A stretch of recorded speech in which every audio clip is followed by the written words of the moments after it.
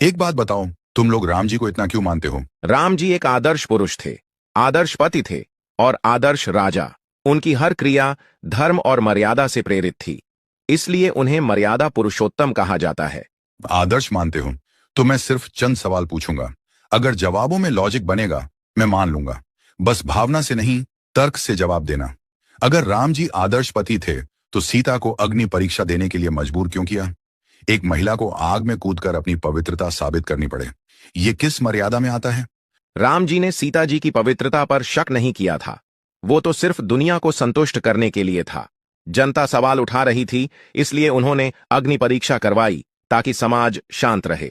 तो क्या मर्यादा पुरुषोत्तम का मतलब यह है कि भीड़ के दबाव में पत्नी से उसकी पवित्रता साबित करवाई जाए? अगर पत्नी पर भरोसा था, तो समाज को संतुष्ट करने के लिए उसको आग में क्यों डालना पड़ा? क्या पति का कर्तव्य पत्नी की रक्षा करना है या समाज को खुश करना? मान लो पहली अग्नि परीक्षा किसी मजबूरी में हुई, लेकिन दूसरी बार, वो भी तब जब सीता गर्भवती थी। एक धोबी की बात पर गर्भवती स्त्री को जंगल भेज देना, यह कैसा न्याय था? राम जी राजा थे। राजा का पहला कर्तव्य जनता के मन से शंका हटाना होता है। अगर जनता का विश्वास डगमगा जाए तो राज्य अस्थिर हो जाता है। अच्छा, मतलब जनता का भरोसा बचाने के लिए एक निर्दोष गर्भवती महिला की जिंदगी बर्बाद करना मर्यादा कहलाता है। मर्यादा यह होती है कि पहले पत्नी की रक्षा करो, फिर जनता को तर्क से समझाओ। शक पर त्याग करना मर्यादा कैसे हुआ? राम जी ने निजी भावना को बलिदान कर राजधर्म निभाया।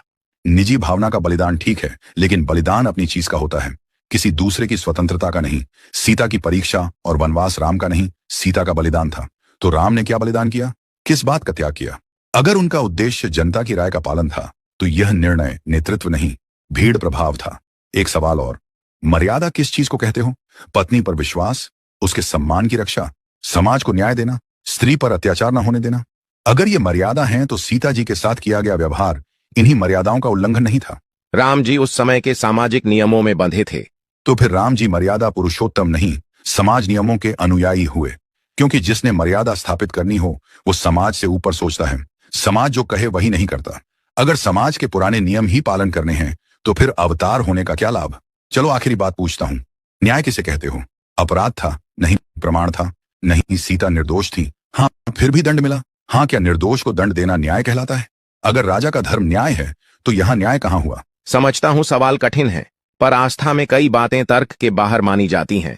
ठीक है भाई, आस्था अपनी जगह, लेकिन जब कोई किसी को मर्यादा पुरुषोत्तम कहता है, तो फिर उनके फैसलों को तार्किक कसौटी पर जांचना भी जरूरी होता है। मैंने बस इतना कहा कि अगर किसी आदर्श को मानते हो, तो उसके फैसलों का तर्क भी दिखना चाहिए।